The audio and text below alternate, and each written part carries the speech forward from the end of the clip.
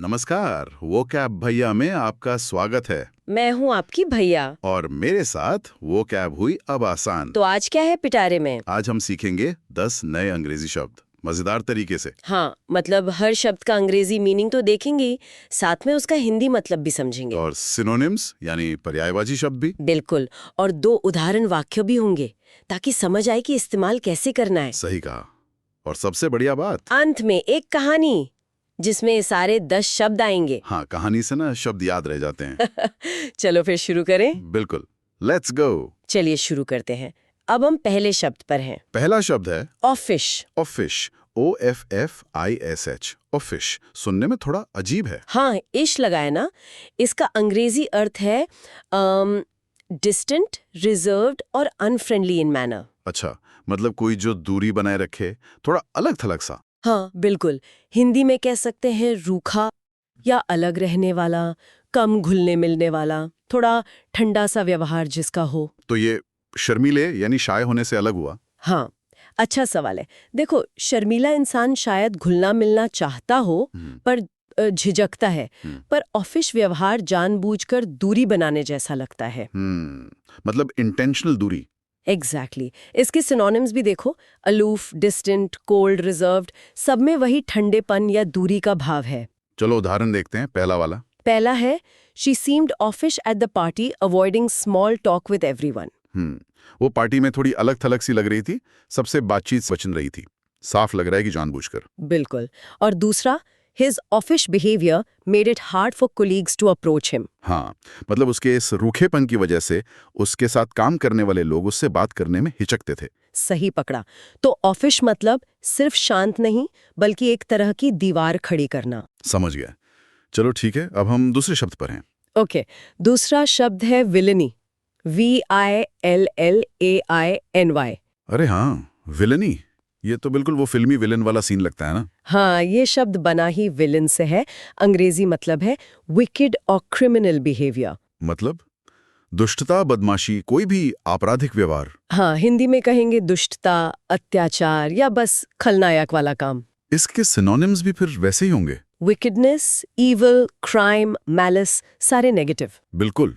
और ये कोई छोटी मोटी गलती नहीं, बल्कि गंभीर किस्म की बुराई या अपराध के लिए इस्तेमाल होता है। अच्छा, जैसे पहला उदाहरण, the movie depicted the villainy of a corrupt king.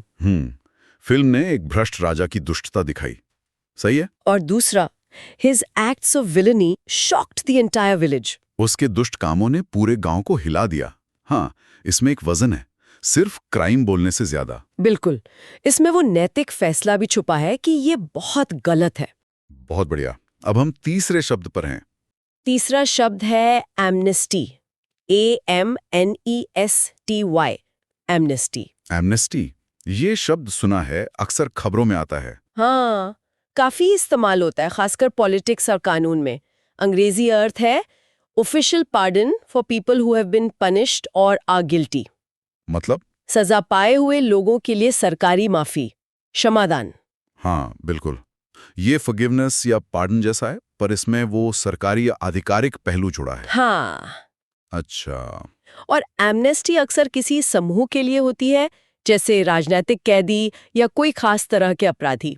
सरकार या कोई बड़ा अधिकारी देता है इसे। इसके सिनोनिम्स में पार्डन, फॉरगिवनेस, क्लेमेंसी, रिप्रीव, ये सब हैं।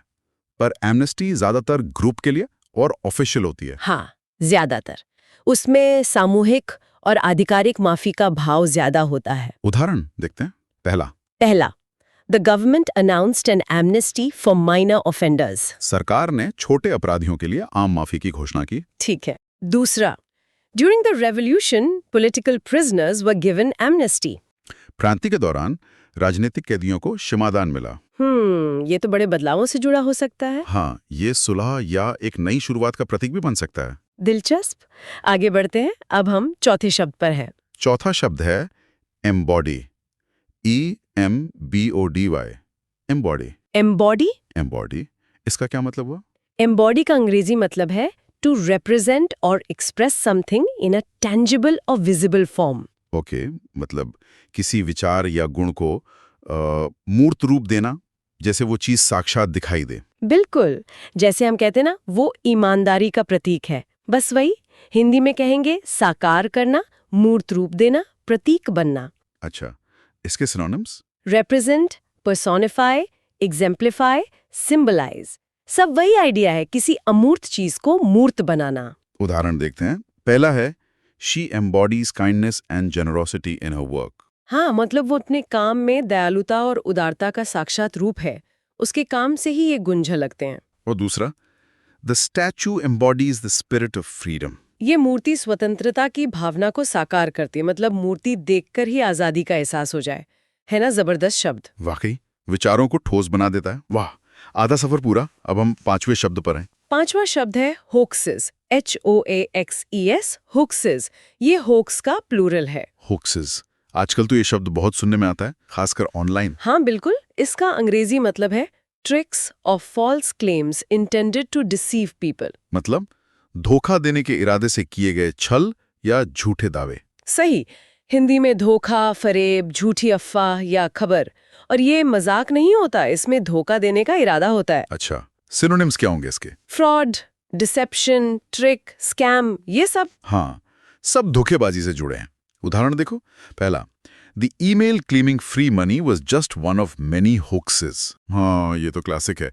मुफ्त पैसे वाला ईमेल, ये तो बहुत चलता है, एक फरेब। और दूसरा, social media is often filled with misleading hoaxes. उफ, हाँ, सोशल मीडिया पर तो भ्रामक झूठी खबरें भरी पड़ी रहती हैं, बहुत नुकसान करती हैं ये। बिल्कुल, होक्सेस अक्सर लोगों की भावनाओं या लालच का फायदा उठाते हैं। इनसे बच के रहना चाहिए।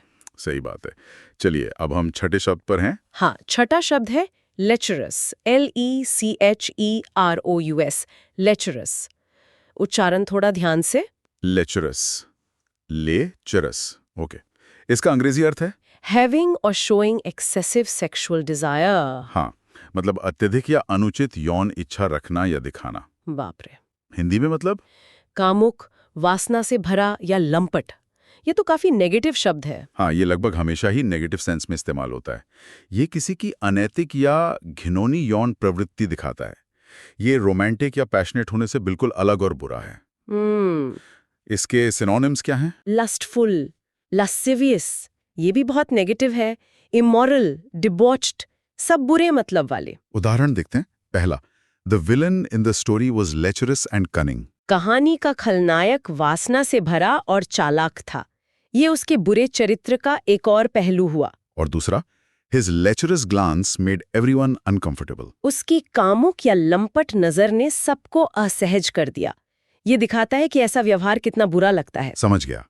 शब्द जानना जरूरी है, पर इस्तेमाल बहुत सावधानी से करना होगा। लगभग पहुंच गए। अब हम 7वें शब्द पर हैं। 7वां शब्द है किनेरी, CANARY, किनेरी। ये शायद सुना हो। हाँ, कैनरी, वो पीली चिड़िया जो गाती है। अंग्रेजी में पहला मतलब तो यही है, अ स्मॉल सिंगिंग बर्ड। पर इसका कोई और मतलब भी है क्या? बिल्कुल है, और वो ज्यादा दिलचस्प है। दूसरा मतलब है समवन और something that warns of danger. खतरे की चेतावनी देने वाला। कैसे? इसकी कहानी है, पुराने जमाने में कोयले की खदानों में मजदूर अपने साथ किनेरी चिड़िया ले जाते थे। हो हाँ, मैंने सुना है इसके बारे में। अगर खदान में जहरीली गैस होती थी तो वो बेचारी चिड़िया पहले बेहोश हो जाती थी। एग्जैक्टली, इंसान से पहले। इससे मजदूरों को पता चल जाता था कि खतरा है, बाहर निकलो। अच्छा, इसीलिए किनेरी इन अ कोल माइन मुहावरा बन गया, खतरे का पहला संकेत। बिल्कुल सही।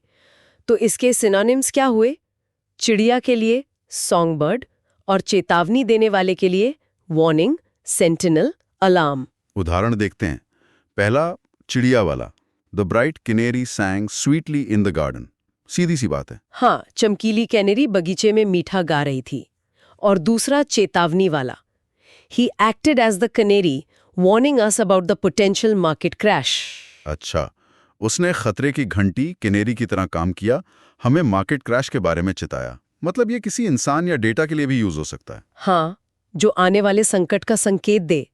कमाल का शब्द है ना? है तो। जारी रखते हैं। अब हम 8वें शब्द पर हैं। 8वां शब्द है APHRODISIAK। थोड़ा मुश्किल है उच्चारण। आफ्रोडिजियक। APHRODISIAC। ओके, मतलब? अंग्रेजी मतलब है something that stimulates sexual desire. कोई ऐसी चीज, खासकर खाना या पीना, जो कामेच्छा बढ़ाने वाली मानी जाती हो। ओहो, हिंदी में मतलब? कामोत्तेजक। अच्छा, ये शब्द कहीं ग्रीक देवी एफ्रोडाइट से तो नहीं जुड़ा, जो प्रेम की देवी थी? अरे वाह, बिल्कुल सही पकड़ा, वहीं से आया है ये शब्द। अच्छा, इसके सिनोनिम्स क्या होंगे? Stimulant, erotic, sensual? हाँ, स्टिमुलेटिंग, एरोटिक, सेंसुअल, एक्साइटिंग, ये सब हो सकते हैं, पर एफ्रोडिजियक खासतौर पर यौन इच्छा से जुड़ा है। उदाहरण? पहला, chocolate is often considered an aphrodisiac, although scientifically the evidence is weak. Chocolate को अक्सर कामोत्तेजक मानते हैं, भले ही साइंस में सबूत कम हो। और दूसरा? Some cultures believe certain exotic spices act as aphrodisiacs. कुछ संस्कृतियों में मानते हैं कि खास मसाले कामोत्तेजक होते हैं। अच्छा, तो ये मिथकों और परंपराओं में ज्यादा है। हाँ, और कभी-कभी मार्केटिंग में भी। पैंडा। पैंडा, इसका क्या मतलब है? अंग्रेजी मतलब थोड़ा लंबा है। To gratify or indulge someone's desires, tastes or weaknesses, especially those that are considered immoral or undignified. ओह, मतलब किसी की इच्छाओं, खासकर गलत या बुरी इच्छाओं या कमजोरियों को पूरा करना या बढ़ावा देना। बिल्कुल, हिंदी में कह सकते हैं तुष्टीकरण करना, किसी की निचली इच्छाओं को पूरा करना या किसी की कमजोरी का फायदा उठाना। इसमें अक्सर एक नेगेटिव फीलिंग होती है। मतलब ये केटर करने से अलग है? केटर करना तो जरूरत पूरी करना हुआ। हाँ, पैंडा में नेगेटिविटी ज्यादा है, जैसे किसी स्वार्थ के लिए या गलत तरीके से किया जा रहा हो। सिनोनिम्स हो सकते हैं इंडल्ज, ग्रेटिफाई, केटर, पर ये कम नेगेटिव है। एक्सप्लॉइट, शोषण करना। उदाहरण देखते हैं। पहला, He refused to pander to the crowd's desire for sensationalism, sticking to the facts. उसने सनसनीखेज खबरनाक भीड़ की इच्छा पूरी करने से मना कर दिया और तथ्यों पर टिका रहा। अच्छा है। दूसरा, critics accused the politician of pandering to prejudice to win votes. आलोचकों ने नेता पर वोट के लिए पूर्वाग्रहों को बढ़ावा देने का आरोप लगाया। ये राजनीति और मीडिया में खूब इस्तेमाल होता होगा। हाँ, दूसरों की कमजोरियों का अपने फायदे के लिए इस्तेमाल करना। समझ गया। और ये रहा हमारा आज का आखिरी 10वां शब्द। और 10वां शब्द है स्कैम्पर।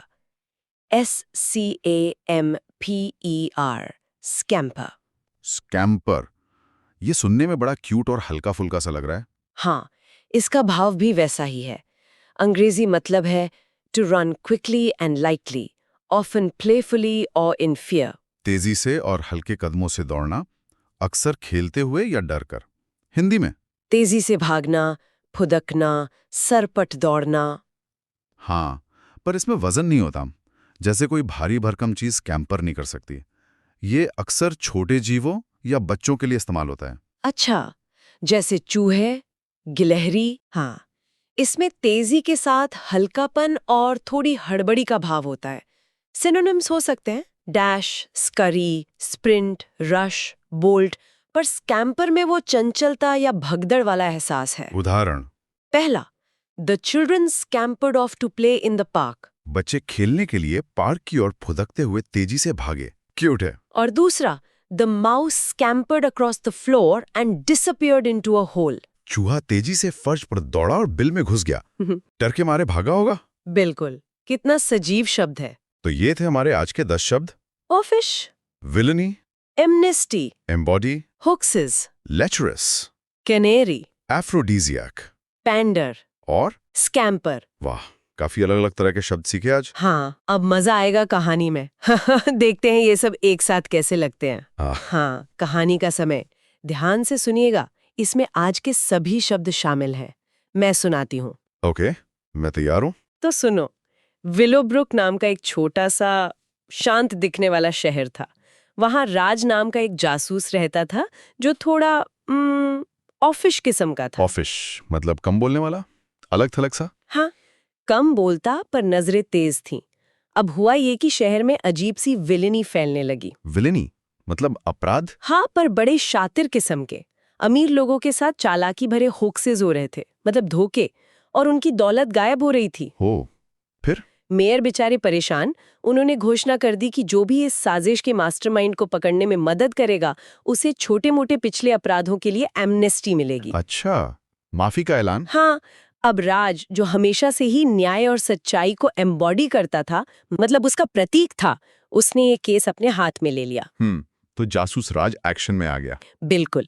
उसका पहला सुराग कौन बना पता है? एक पार्क में खेलने वाला छोटा लड़का।